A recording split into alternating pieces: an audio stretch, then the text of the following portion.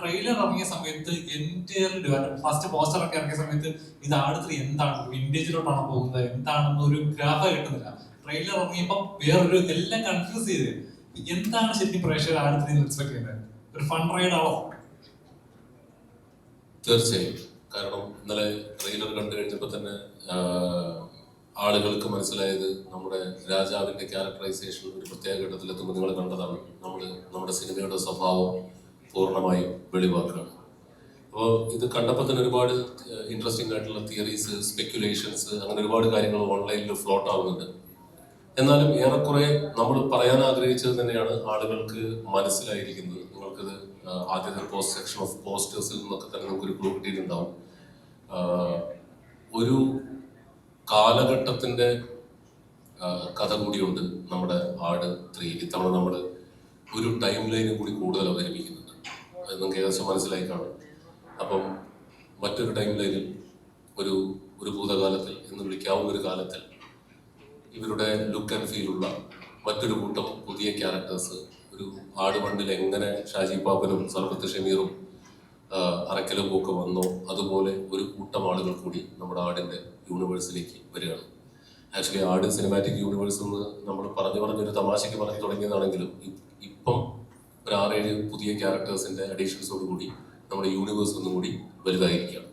നിങ്ങൾക്ക് അവരെ വേണമെങ്കിൽ മറ്റൊരു ടൈം ലൈനിൽ ജീവിച്ചിരുന്ന അല്ലെങ്കിൽ ജീവിക്കുന്ന ഒരേ രൂപസാദൃശ്യമുള്ള ആളുകൾ എന്ന് വിളിക്കാം, അല്ലെങ്കിൽ പുനർജന്മങ്ങൾ എന്ന് വിളിക്കാം. എങ്ങനെയാണെങ്കിലും നമ്മുടെ പടത്തിലേക്ക് ഒരു ടൈം ലൈൻ കൂടെ ആഡ് ചെയ്യപ്പെടുകയാണ്. ബേസിക് ഫ്ലേവറിനൊന്നും ഒരു മാറ്റമില്ല. നമ്മുടേത് ഹ്യൂമർ പടം തന്നെയാണ്. അത് നിങ്ങൾ കണ്ടതാണ് ട്രെയിലറിൽ. പിന്നെ scale, canvas, scope, production value എല്ലാം നമ്മൾ ഒന്ന് അപ്ഗ്രേഡ് ചെയ്തിട്ടുണ്ട്. പിന്നെ ഒരുപാട് കൂടുതൽ ഒരുപാട് കൂടുതൽ അപ്ഗ്രേഡ് ചെയ്തിട്ടുണ്ട്. അത് കഥ ആവശ്യപ്പെട്ടത് കൊണ്ടാണ്. കാരണം ഒരു ഭയങ്കര ഇൻട്രസ്റ്റിംഗ് ആയിട്ടുള്ള ഒരു സിനിമയായിരിക്കും ആട്. നമ്മുടെ സിനിമയുടെ സ്ലാസ്റ്റിക് സ്വഭാവം നിലനിർത്തിക്കൊണ്ട് തന്നെ നമ്മൾ ഫാന്റസി എലമെന്റുകൾ ചേർത്തുകൊണ്ട് ചെറുതായിട്ടൊന്ന് എപ്പിക് ഫാന്റസി എന്ന് വിളിക്കാവുന്ന ഒരു രൂപത്തിലേക്കാണ് ഇത്തവണ ആട് പ്രസന്റ് ചെയ്യപ്പെടുന്നത്. ആടിന്റെ 3ാം ഭാഗം ഒരു വ്യത്യസ്തമായൊരു സിനിമ അനുഭവമായിരിക്കും, ഒരു വ്യത്യസ്തമായൊരു കോമഡി സിനിമയായിരിക്കും. വിജയ് ചേട്ടാ, അതേപോലെ ഇപ്പം ടൈറ്റിൽ തന്നെ ആട് 3 1 ലാസ്റ്റ് റൈഡ് പാർട്ട് 1 എന്ന്, അതായത് ഒരു പാർട്ട് 1 ഓൾറെഡി അനൗൺസ് ചെയ്യിച്ച് അതിന്റെ പ്രൊഡ്യൂസറിനെ സംബന്ധിച്ചുണ്ടാകുന്ന ഒരു പ്രോമിസ് അല്ലെങ്കിൽ ഒരു വിശ്വാസം എന്ന് പറയുന്നത് ചെറിയൊരു കാര്യമില്ലേ? ഓൾറെഡി ഒരു പടം അത് പ്രേക്ഷകർ എടുക്കോ ഇല്ലയോ, വിജയിക്കില്ലെന്നോ അറിയാതെ ഇതിനൊരു പാർട്ട് 2 ഉണ്ട്, വന്നിരിക്കും എന്ന ഒരു പ്രോമിസ് കൊടുക്കുന്ന ചെറിയൊരു കാര്യമില്ല. ആ കോൺഫിഡൻസ് ഞാൻ ആട് 1 ഇറങ്ങിക്കഴിഞ്ഞ് ആട് 2 ചെയ്തപ്പോൾ ചെയ്തിരുന്നല്ലോ. അന്നും ഇതേ ചോദ്യം ചോദിച്ചിരുന്നു. ആട് 1 ഒരു ബോക്സ് ഓഫീസ് പരാജയമായിരുന്നിട്ട് ആട് 2 എങ്ങനെയാണ് ഇറക്കുന്നതെന്ന് നമ്മളോട് മീഡിയ മാത്രമല്ല തിയേറ്ററുകാർ ചോദിച്ചു, ഇൻഡസ്ട്രി ചോദിച്ചു. അതേ കോൺഫിഡൻസ് തന്നെയാണ് ആട് 3 ഇറങ്ങുമ്പോൾ പാർട്ട് 2. ഈ ഫ്രാഞ്ചൈസി ഇറങ്ങിയ ക്യാരക്ടേഴ്സിനെ മലയാളികൾ, ലോകമെമ്പാടുമുള്ള മലയാളികൾ ഒന്നടങ്കം സ്വീകരിച്ചിട്ടുള്ളതാണ്. അപ്പോൾ അതിൽ ആ ഫ്ലേവറും നമുക്കറിയാം, ഓഡിയൻസ് എന്താണ് പ്രതീക്ഷിക്കുന്നത്. നേരത്തെ മിഥുൻ പറഞ്ഞ പോലെ ഇതിലെ ആ ക്യാരക്ടേഴ്സിനോടൊപ്പം തന്നെ അവർ തന്നെ പെർഫോം ചെയ്യുന്ന, വേണമെങ്കിൽ പുനർജന്മം എന്ന് വിളിക്കാം, അല്ലെങ്കിൽ അതേ ടൈം ലൈൻസ്, പണ്ടത്തെ ടൈം ലൈൻസിൽ ജീവിച്ചിരുന്ന വേറൊരു ക്യാരക്ടേഴ്സ് എന്ന് വിളിക്കാം. അത് ഓരോരുത്തരുടെ ഇമാജിനേഷൻ പോലെ ഇത് ചെയ്യാവുന്നതാണ്. അപ്പൊ ആട് 2ന്റെ ആട് 1 കഴിഞ്ഞ് ആട് 2ലേക്ക് ഞങ്ങൾ വരുമ്പോൾ ഞങ്ങൾക്ക് മനസ്സിലായ ഒരു കാര്യം, ഈ ക്യാരക്ടേഴ്സിനെ ആളുകൾ ജനങ്ങളോട് മനസ്സുകൊണ്ട് സ്വീകരിച്ചു കഴിഞ്ഞപ്പോൾ അവർക്ക് ഇഷ്ടപ്പെടുന്ന രീതിയിൽ ആ ക്യാരക്ടേഴ്സിനെ നമ്മൾ ഒരു കഥയോടൊപ്പം അല്ലെങ്കിൽ ഹ്യൂമർ ഫ്ലേവറോടൊപ്പം കൊണ്ടുവന്നാൽ മലയാളികൾ സ്വീകരിക്കുമെന്നുള്ള ഉറപ്പ് ഉള്ളത് കൊണ്ടാണ് ആട് 2 അത് ജനങ്ങൾ 2 കൈ നീട്ടി സ്വീകരിച്ചു. ആട് 3ലേക്ക് വരുമ്പോൾ നേരത്തെ മിഥുൻ പറഞ്ഞ പോലെ ഇതിന്റെ സ്കെയിൽ വലുതാണ്. ഇതിലൊരു കുറച്ചും കൂടെ ഡെപ്തുള്ള ഒരു സ്റ്റോറി ഉണ്ട്. അപ്പം മറ്റത് ഇപ്പം ആട് 1 മിഥുൻ പറയുന്നതായിരിക്കും കറക്റ്റ്, നീലക്കുടുവിൽ. അപ്പം എന്താണ് ഇതിന്റെ വ്യത്യാസം എന്ന് ചോദിച്ചാൽ, ആട് 1 നമ്മളൊരു പെട്ടിയിലടച്ച നീലക്കുടുവിലേക്ക് പിന്നാലെ ഓടി. ആട് 2 നമ്മളൊരു പെട്ടിയിലടച്ച ഒരു കമ്മട്ടത്തിന്റെ പിന്നാലെ ഓടി. ആട് 3 ആ ഓട്ടം പാപ്പനും സംഘവും തുടർന്നുകൊണ്ടേ ഇരിക്കുന്നു. 2 ടൈം ലൈനിൽ ചിലപ്പോൾ ഓടിയെന്ന് വരും. ഇത്രേ ഉള്ളൂ വ്യത്യാസം. ബേസിക്കലി ആ പഴയൊരു ടൈം ലൈൻ സൃഷ്ടിച്ചെടുക്കാൻ ഇത്തിരി കഷ്ടപ്പെട്ടു. അത് നിങ്ങൾക്ക് കാണുമ്പോൾ മനസ്സിലാവും. ആ കോൺഫിഡൻസ് തന്നെയാണ് പാർട്ട് 3 എടുക്കാനും നമുക്കിപ്പോൾ പാർട്ട് 2 എന്തെങ്കിലും പോരായ്മകൾ ഉണ്ടെന്ന് ജനങ്ങൾ പറഞ്ഞാൽ ഞങ്ങൾ ഈ ഫ്രാഞ്ചൈസി എന്ന് പറയുന്നത് അടുത്ത പാർട്ടിൽ കണ്ടിന്യൂ ചെയ്യുന്നു എന്നുള്ള ഉറപ്പ് നൽകുന്നത് കഥ, അതായത് സിനിമ കാണുമ്പോൾ നിങ്ങൾക്ക് മനസ്സിലാവും അത് എന്തുകൊണ്ടാണ് അങ്ങനെ പറയുന്നതെന്ന്. അത് ആദ്യം ഞങ്ങൾ പറയാതിരുന്നത് ഈ ഓൺലൈൻ മീഡിയയിൽ ഒരുപാട് കഥകൾ വരട്ടെ ഓരോന്നോരോന്നായിട്ട് വരട്ടെ എന്ന് പറഞ്ഞിട്ട് നമുക്ക് ട്രെയിലർ ഇറങ്ങി കഴിഞ്ഞിട്ട് അതിലൂടെ അത് ജനങ്ങളിലേക്ക് എത്തിക്കാം എന്നിട്ട് അതിന്റെ കൂടെ ഭാഗമായിട്ടാണ് ഈ മീറ്റ് ആൻഡ് ഗ്രീറ്റ് ഞങ്ങൾ വെച്ചത്. അതേപോലെ തന്നെ ഇത് ഇറങ്ങുന്ന റിലീസ് ദിവസം തന്നെ 2 പടങ്ങൾ ഇറങ്ങും. അത് 2 ഹെവി പടങ്ങൾ തന്നെയാണ്. ടോക്സിക്കും ഉണ്ട്, ദുരന്തവും ഉണ്ട്. അപ്പം എങ്ങനെയാണ് അതിനെ ഇപ്പൊ തിയേറ്റേഴ്സിന്റെ എണ്ണം ഇപ്പൊ പ്രേക്ഷകർ ഏതിലേക്ക് കയറും അല്ലെങ്കിൽ ഏതധികം ഒരു ടെൻഷൻ ഉണ്ടാവുമല്ലോ? അല്ല, ഇതുപോലൊരു സീസൺ മലയാളത്തിൽ വളരെ കുറച്ച് സീസണുകളിലേ ഉള്ളൂ. ഇതുപോലൊരു സീസണിൽ വേറെ പടങ്ങൾ ഉണ്ടാവില്ല എന്ന് വിചാരിക്കാൻ മാത്രം ഒരിക്കലും അങ്ങനെ ഒരാളല്ല. അപ്പൊ എന്തായാലും പടങ്ങൾ ഉണ്ടാവും. 2 അന്യഭാഷാ ചിത്രങ്ങൾ വരുന്നു. അതിലൊരെണ്ണം ഫസ്റ്റ് പാർട്ട് ഹിറ്റായ സിനിമ തന്നെയാണ്. വേറൊരെണ്ണം അതേപോലെ ഓൾ ഇന്ത്യ ലെവലിൽ ഇറങ്ങുന്ന ഒരു മാസ് സിനിമയാണ്. പക്ഷേ ആട് എന്ന് പറയുന്നത് മലയാളികളുടെ സ്വന്തം ഫ്രാഞ്ചൈസി. മലയാളികൾ കഴിഞ്ഞ 8 വർഷത്തിൽ ഞാൻ ഏറ്റവും കൂടുതൽ കേട്ടിട്ടുള്ള ചോദ്യം ആട് 3 എന്ന് വരും എന്നുള്ളതാണ്. അതിനുള്ള ഉത്തരവുമായി ഞങ്ങൾ വരികയാണ്. നിങ്ങൾ ചോദിച്ച ചോദ്യത്തിനുള്ള ഉത്തരവാണ്. അപ്പൊ അത് നിങ്ങളുടെ ഉത്തരവാദിത്തമാണ്. മലയാള സിനിമയെ സ്നേഹിക്കുന്ന അല്ലെങ്കിൽ ആടിനെ സ്നേഹിക്കുന്ന ഞങ്ങൾ കൊണ്ടുവരുന്നു. ഇനി നിങ്ങൾ പറയോ അതിന്റെ കൂടെ വേറെ പടം ഉണ്ടായിരുന്നല്ലോ, ഇനി എന്ന് പറഞ്ഞ് ഞങ്ങളെ കാല് വരുന്നു, നിങ്ങൾ എന്താ ഒറ്റക്കിറക്കാന് എന്നൊന്നും ചോദിക്കരുത്. പിന്നെ ഇത് ഒരു ക്ലീൻ യു ചിത്രമാണ്, ഫാമിലി എന്റർടൈനർ. അപ്പോൾ ഒരു സമ്മർ കാലത്ത് ഹോളിഡേ തുടങ്ങുന്ന സമയത്ത് ഇതുപോലുള്ള ഒരുപാട് ഹോളിഡേസ് ഉള്ള അല്ലെങ്കിൽ എക്സാമുകളൊക്കെ കുറെ കഴിഞ്ഞു, പിന്നെ കുറച്ച് 2-3 ദിവസം കഴിയുമ്പോൾ വീണ്ടും എല്ലാ എക്സാമുകളും കഴിഞ്ഞു, കുട്ടികളും ഫ്രീ ആണ്. അപ്പൊ ഫാമിലിയോടൊപ്പം ഒരുമിച്ച് വന്നിരിക്കാവുന്ന, അതായത് 18+ അല്ല, 10 വയസ്സോ 5 വയസ്സോ 2 വയസ്സോ ഉള്ള കുട്ടികൾക്ക് പോലും അമ്മയ്ക്കും അച്ഛനോടൊപ്പം വന്നിരുന്ന് എൻജോയ് ചെയ്യാവുന്ന ഒരു കംപ്ലീറ്റ് ഫാമിലി എൻറ്റർടൈനർ ആണ്. അതാണ് നമ്മുടെ ഓഡിയൻസ്. ഇതൊരു ക്ലീൻ യു ചിത്രമായിരിക്കും എന്നുള്ളത് 24 പടത്തിന്റെ സെൻസറിങ്ങിന് പോയാൽ എനിക്ക് ഓൾറെഡി അറിയാം. അതുകൊണ്ട് ഇനി എന്തെങ്കിലും അങ്ങനെ ഒരു കട്ട് സെൻസർ പറഞ്ഞാൽ തന്നെ ഞങ്ങളത് കട്ട് ചെയ്യാൻ തയ്യാറുമാണ്. കാരണം ഇത് കുടുംബത്തോട് ഒരുമിച്ചിരുന്ന് വന്ന് കാണേണ്ട സിനിമയായതുകൊണ്ട് ആ ഓഡിയൻസ് ആടിലേക്ക് വരും എന്ന്, തുടക്കത്തിൽ തന്നെ ആടിലേക്ക് വരും എന്ന് ഞങ്ങൾ പ്രതീക്ഷിക്കുന്നു. എനിക്ക് തോന്നുന്നു ഏറ്റവും കൂടുതൽ മലയാളി പ്രേക്ഷകർ ദൃശ്യം കഴിഞ്ഞ് കഴിഞ്ഞാൽ ഏറ്റവും കൂടുതൽ എക്സ്പെക്ട് ചെയ്യുന്നത് ആടെന്നുള്ള സിനിമയാണ്. കാരണം ഇത്രയും പാർട്ടുകളായിട്ട് ഇറങ്ങുന്നത് വേറൊരു സിനിമ ഉണ്ടോ എന്ന് ഡൗട്ടാണ്. മലയാളത്തിൽ ഫ്രൈഡേ ഫിലിംസിന് ഓൺ ചെയ്യാൻ പറ്റുന്ന ഒരു പൊന്തുപോലെ തന്നെ ആയിരിക്കും അല്ലേ? ദൃശ്യം കഴിഞ്ഞാൽ ആട് 2 ആയെന്നുള്ളതുകൊണ്ടാണ് ദൃശ്യത്തിന് 2 ആഴ്ച മുമ്പേ ഞങ്ങൾ ഇറങ്ങുന്നത്.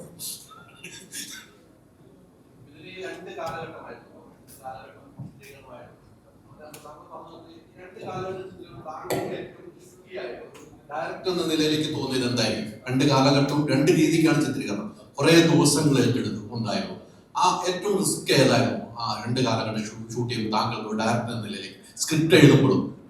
തീർച്ചയായും എഴുതുമ്പോൾ നമുക്ക് അങ്ങനെ കാലഘട്ടങ്ങളുടെ ഡിഫറൻസ് വലുതായിട്ട് ഫീൽ ചെയ്യില്ല. കാരണം ഹ്യൂമർ 2 കാലഘട്ടത്തിലും വർക്കൗട്ട് ആക്കുക എന്നുള്ള ഫോക്കസേ നമുക്ക് ഉണ്ടാവുള്ളൂ. പക്ഷെ ഇത് എക്സിക്യൂഷനിലേക്ക് കടക്കുമ്പോഴാണ് നമ്മൾ ചലഞ്ചസ് നേരിടുക. കാരണം ഒരു 10-25 കുതിരകളൊക്കെ സിംഗിൾ ഫ്രെയിമിൽ വരിക എന്ന് പറഞ്ഞാൽ, ഞാനങ്ങനെ കുതിരകളിൽ നിന്നും ഒരുപാട് വെച്ച് ഷൂട്ട് ചെയ്തിട്ടില്ല എന്ന് തന്നെ പറയാം. അപ്പം പെട്ടെന്ന് നമ്മളൊരു വലിയ ഒരു എപ്പിക് സെറ്റപ്പിലേക്ക് ചെല്ലുമ്പോൾ അത് റിയലി ചലഞ്ചിങ് ആണ്. കാരണം 5-6 ഷോട്ടുകളൊക്കെ മാത്രം എടുക്കാൻ പറ്റുന്ന ദിവസം ആക്ടേഴ്സ് ഹോഴ്സ് റൈഡിങ് പഠിക്കണം. അങ്ങനെ ഒരു കൂട്ടം ആക്ടേഴ്സ് ആ ഭാഗത്തൊക്കെ ഇവിടെ ഇരിക്കുന്നുണ്ട്. അവരൊക്കെ ഹോഴ്സ് റൈഡിങ് പഠിച്ച് അത് ഇവർ വേണ്ടി കുതിരകൾ സെറ്റ് ആവണം. അതിനിടയിൽ മഴ പെയ്യുന്നു. അങ്ങനെ ഒരു ഇപ്പൊ ഞങ്ങളൊരു 130ഓളം ദിവസം ഷൂട്ട് ചെയ്തത് ഏകദേശം 10 മാസത്തോളം എടുത്താണ്. മഴ ഒരു വലിയ ചലഞ്ചായിരുന്നു. ഇട്ട സെറ്റുകൾ കുറെ നശിച്ചുപോയി. പക്ഷെ അതെല്ലാം മറികടന്നുകൊണ്ട് നമ്മളിപ്പോൾ റിലീസിന് തയ്യാറെടുത്ത് നിൽക്കണം. അപ്പോൾ ഓഫ്കോഴ്സ് ഭൂതകാലം ഷൂട്ട് ചെയ്തപ്പോൾ, പാസ്റ്റ് ടൈമിലും ഷൂട്ട് ചെയ്തപ്പോൾ ഭയങ്കര ബുദ്ധിമുട്ടുകളുണ്ടായിരുന്നു, ചലഞ്ചിങ് ആയിരുന്നു. അറ്റ് ദ സെയിം ടൈം ഭയങ്കര കമ്പല്ലിങ് സിനാരിയോ ആയിരുന്നു. കാരണം നമ്മൾ ഇതുവരെ ചെയ്തിട്ടില്ലാത്ത ഒരു ഏരിയ എക്സ്പ്ലോർ ചെയ്തപ്പം എല്ലാവർക്കും അതൊരു കൗതുകമായിരുന്നു. ആ കൗതുകമാണ് നമ്മുടെ ട്രെയിലറിൽ കാണുന്ന ആ പാസ്റ്റ് ടൈമിലേക്ക് വരുമ്പോൾ ആ വിഷ്വൽസിന്റെ പ്രൊഡക്ഷൻ വാല്യൂ, ക്വാളിറ്റി എന്നൊക്കെ പറയുന്നത്. എല്ലാവരും നമ്മുടെ DOP ആണെങ്കിലും നമ്മുടെ പ്രൊഡക്ഷൻ ഡിസൈനർ ആണെങ്കിലും കോസ്റ്റ്യൂം ആണെങ്കിലും എല്ലാവരും അതിനുവേണ്ടി ആത്മാർത്ഥമായി പ്രൊഡക്ഷൻ ടീമിൻ്റെ കൂടെ ജോലി ചെയ്തിട്ടുണ്ട്. അതുകൊണ്ട് തന്നെ അത് ഷൂട്ടിംഗ് ഇത്തിരി ബുദ്ധിമുട്ടായിരുന്നു. ബട്ട് സ്റ്റിൽ അപ്പം അത് എൻ്റർടൈൻമെൻറ്റ് ആക്കാനായിരുന്നു ഞങ്ങൾ ഈ കഷ്ടപ്പാടുകൾക്കിടയിലും ശ്രമിച്ചുകൊണ്ടിരുന്നത്. പിന്നെ 150 രൂപ കൊടുത്ത സിനിമ കാണുന്ന പ്രേക്ഷകരെ സംബന്ധിച്ചിടത്തോളം എല്ലാ സിനിമയ്ക്കും ഒരേ കഷ്ടപ്പാട് തന്നെയാണ്. ബട്ട് ചലഞ്ചിങ് ഓഫ് കോഴ്സ് ഇതായിരുന്നു ഭൂതകാലം ഷൂട്ട് ചെയ്യലായിരുന്നു. ഈ രണ്ട് കാലഘട്ടത്തിൽ ഈ പറഞ്ഞ നമുക്ക് ചിരിക്കണം അല്ലേ, പക്ഷേ ചിരിപ്പിക്കാനാണ് രണ്ട് കാലഘട്ടവും ഉപയോഗിക്കുന്നത് ഈ സിനിമയിൽ പറഞ്ഞത്. അപ്പൊ അതിന്റെ രണ്ട് കാലഘട്ടം മീറ്ററിന്റെ കാര്യത്തിലൊക്കെ ഒരു ശ്രദ്ധ ഡയറക്ടറും നിങ്ങളെല്ലാവരും ശ്രദ്ധിക്കേണ്ടായിരുന്നു. അത്തരം ഒരു ശ്രദ്ധ ഏതിനായിരിക്കും ഏറ്റവും കൂടുതൽ വേണ്ടി വന്നിരുന്നത്? അവരുടെ നമുക്ക് ചിരിക്കണം, രണ്ട് കാലഘട്ടം ചിരിക്കാൻ പറ്റുമെന്ന് പറയാം. അപ്പൊ കറക്റ്റ് ആയിരിക്കും മീറ്റർ പോകേണ്ട, കറക്റ്റ് മീറ്ററിൽ തന്നെ പോകണം. അതിൽ ഏറ്റവും ശ്രദ്ധ ചെലുത്തിയത് ഏതിലായിരിക്കും? അതില് ഭൂതകാലത്തിലെ കോമഡികൾക്ക് ഭാഷാപരമായ ചില പരിമിതികളുണ്ട്. നമ്മൾ ഇവിടെ അടിക്കുന്ന പോലത്തെ നമ്മുടെ മോഡേൺ സ്ലാങ് ഉപയോഗിച്ചിട്ട് നമുക്ക് അവിടെ എളുപ്പത്തിൽ ഒരു സാധനം പറഞ്ഞ് ഫലിപ്പിച്ച് രക്ഷപ്പെടാൻ പറ്റില്ല. അപ്പം അവിടെ നമ്മൾ ചിലപ്പം കൊളോക്കിയൽ അന്ന് കാലത്ത് ഉപയോഗിച്ചിരുന്ന മലയാളം പറഞ്ഞാൽ ചിലപ്പോൾ ഇന്നത്തെ കാലത്ത് ആർക്കും മനസ്സിലായില്ല എന്ന് വരും. അങ്ങനെ ഒരു അപകടമുണ്ട്. അപ്പൊ അന്നത്തെ കാലത്തെ ഭാഷ എന്ന് പറയുന്ന സാധനത്തിന് ഏറ്റവും സിമ്പിളായിട്ട് ക്രാക്ക് ചെയ്തിട്ട് സംസാര ഭാഷയിലേക്ക് ആക്കി, എന്നാൽ ആ ഒരു ഡിഫറൻസ് ഫീൽ ചെയ്യണമല്ലോ. ആ ഡിഫറൻസ് ഫീൽ ചെയ്ത് ഹ്യൂമർ ക്രിയേറ്റ് ചെയ്യാൻ വേണ്ടി എല്ലാവരും കഷ്ടപ്പെട്ടിട്ടുണ്ട്. കാരണം പറയുന്ന ഹ്യൂമറൊക്കെ റിജക്റ്റ് ആയിക്കൊണ്ടിരിക്കും. കാരണം ആ കാലത്ത് നമുക്ക് പറയാൻ പറ്റില്ല. അപ്പം അതിന്റെ ഭാഷയെല്ലാം ഒരു അല്പം പഴയ കാലത്തേക്ക് വെച്ച് അതൊരു സംസാര ഭാഷയാക്കി മാറ്റി. അങ്ങനെ ഇപ്പം ഇദ്ദേഹം ചെയ്യുന്ന കഥാപാത്രത്തിന്റെ പേര് എഞ്ചിനീയർ വറീദ് മാപ്പിള എന്നാണ്. വറീദ് മാപ്പിളയ്ക്ക് ഒരു കാരണവശാലും സർബത്ത് ഷമീർ പറയുന്ന പോലെ ആ ഭാഷാ പ്രയോഗം തന്നെ പറ്റില്ല. അപ്പം അത് ഇദ്ദേഹം ആസ് ആൻ ആർട്ടിസ്റ്റ് ഇദ്ദേഹം പറയുന്ന ഹ്യൂമറുകൾ നമ്മൾ പലതവണ പറഞ്ഞു നോക്കി. അത് നമ്മൾ നാട്ടുകാർക്ക് മനസ്സിലാവുകയും വേണം. അപ്പൊ അങ്ങനെ ഒരു ചിത്രീകരണ സമയത്ത് അങ്ങനെ ഭാഷാപരമായ ചില എന്താ പറയുക ഇൻട്രസ്റ്റിംഗ് ആയിട്ടുള്ള ട്രീറ്റ്മെന്റുകൾ നമ്മൾ കഷ്ടപ്പെട്ട് പിടിച്ചിട്ടുണ്ട്. അത് ഭാഷകളുടെ വ്യത്യാസമാണ്. ഈ വിജയബാബു കഴിഞ്ഞ ദിവസം എന്റെ ഇന്റർവ്യൂ പറഞ്ഞു, ജയസൂര്യ ഒരു ബുക്കുമായിട്ടാണ് വരുന്നത്, കുറെ കാര്യങ്ങൾ എഴുതിയാണ്, പക്ഷെ ഒരു കാരണവശാലും മിഥുനൊരു സമ്മതിക്കില്ല. അങ്ങനെയാണ് നിങ്ങൾ നമ്മളോട് എന്തെങ്കിലും സംസാരിക്കുന്നത്, പിന്നെ എന്തെങ്കിലും ആട്ടെ എന്നുള്ള രീതിയിലേക്കുള്ള സംസാരത്തിൽ വരും. അതെങ്ങനെയായിരുന്നു? ആ എക്സ്പീരിയൻസ് എങ്ങനെയായിരുന്നു? ജയേട്ടൻ ഭയങ്കരമായിട്ട് ഹ്യൂമർ സിനിമ ചെയ്യാൻ ഭയങ്കര ഇഷ്ടമുള്ളതാണ്. അപ്പം ജയേട്ടൻ ഒരുപാട് കാലം പല പ്ലാറ്റ്ഫോമുകളിൽ ഹ്യൂമർ ചെയ്തിട്ടുള്ളത് കൊണ്ട് ഒരു ഹ്യൂമർ സിറ്റുവേഷനെ ഇപ്പം നമ്മളൊരു ഹ്യൂമർ സിറ്റുവേഷൻ 10 രീതിയിലൊക്കെ വേണമെങ്കിൽ നമുക്ക് ക്രാക്ക് ചെയ്യാം.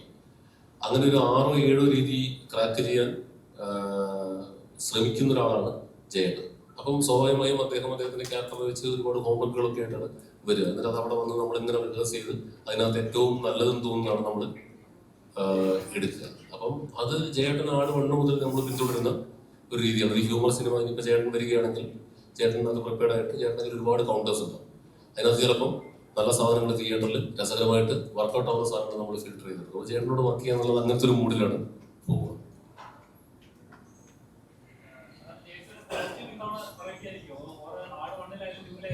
ചെറിയ മാറ്റങ്ങൾ ഇങ്ങനെ ഓരോ സിനിമയിലും വന്നുകൊണ്ടിരിക്കുമല്ലോ.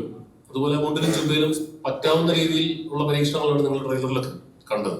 അത് ജയേട്ടന്റെയും സരിത ജയസൂര്യ ചേച്ചിയുടെയും ഡിപ്പാർട്ട്മെന്റാണ്. അപ്പൊ ചെറിയ ട്വീക്കിങ്ങുകൾ മോഡിഫിക്കേഷനുകൾ വരുത്തിക്കൊണ്ട് ആ പാപ്പനിസം നിലനിർത്തിക്കൊണ്ടുള്ള കോസ്റ്റ്യൂംസ് തന്നെയാണ് നമ്മൾ ശ്രമിച്ചിട്ടുള്ളത്.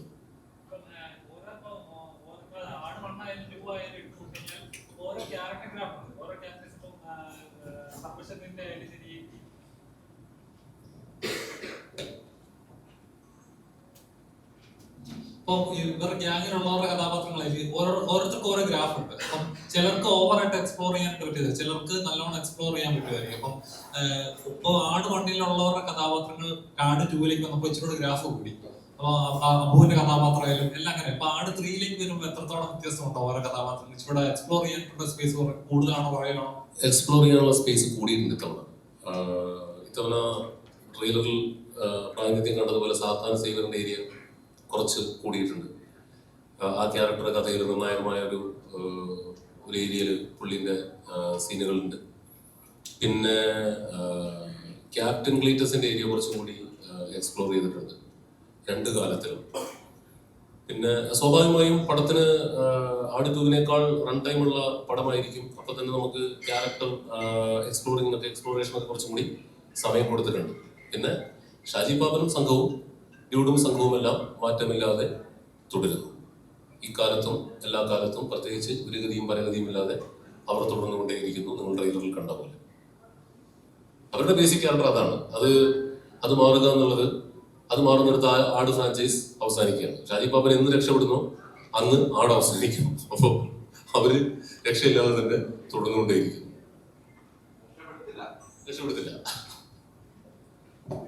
അതുപോലെ ഒരു സമയത്ത് ഒരു വാർത്ത കേട്ടു, ആട് 3D-യിലാണ് ഇറങ്ങുന്നത്. അപ്പൊ ആ രീതിയിൽ എന്തെങ്കിലും ചർച്ച വന്നിരുന്നോ, അതോ അത് മാറ്റിയതാണോ, വന്നിട്ട് മാറ്റിയതാണോ? കറക്റ്റ് ആട് 3D ചോദിക്കലും സൈജോട്ടിനോട് വന്നിരുന്നു. അദ്ദേഹമായിരുന്നു ആട് 3D-യിൽ ചെയ്യാന്നുള്ള പ്ലാൻ വെച്ചത്. ആക്ച്വലി അങ്ങനെ ഒരു പ്ലാൻ ഉണ്ടായിരുന്നു, ആലോചന ഉണ്ടായിരുന്നു. പക്ഷെ സിനിമ ഇത്രയും വലുതായി മാറിയതിനു ശേഷം അതിന്റെ പോസ്റ്റ് പ്രൊഡക്ഷൻ എടുക്കാൻ പോകുന്ന ഒരു സമയം അത്യാവശ്യം ദൈർഘ്യമുള്ളതാണ്, ലെങ്തി പ്രോസസ്സാണ്. അപ്പൊ പിന്നെ എപ്പിക് ഫാന്റസിയിലേക്ക് നമ്മൾ മാറിക്കഴിഞ്ഞപ്പം ആ ഒരു കോംപ്ലിക്കേഷൻ കൂടി നമ്മൾ ഈ പറഞ്ഞ പോലെ ആ ടൈം എന്ന് പറയുന്ന ഒരു സാധനം ഉണ്ടല്ലോ, 3D കൺവേർഷന് വേണ്ടി മൊത്തം അതിനി തൽക്കാലം വേണ്ടാന്ന് പിന്നീട് തീരുമാനിക്കായിരുന്നു. ഇനീഷ്യലി അങ്ങനെ ഒരു പ്ലാൻ ഉണ്ടായിരുന്നു. അന്ന് സിനിമ ഇത്ര വലുതല്ലായിരുന്നു. റൈറ്റിംഗ് സ്റ്റേജിൽ നമ്മളൊരു ബേസിക് സ്ട്രക്ചറേ ആയിട്ടുണ്ടായിരുന്നു. പിന്നെ നമ്മുടെ ഷൂട്ടും എല്ലാം നീണ്ടുപോയപ്പോൾ 3D എന്നുള്ള പ്ലാൻ സ്വാഭാവികമായും നടക്കാതെ വന്നു. പിന്നെ അത് ഡ്രോപ്പ് ചെയ്തു.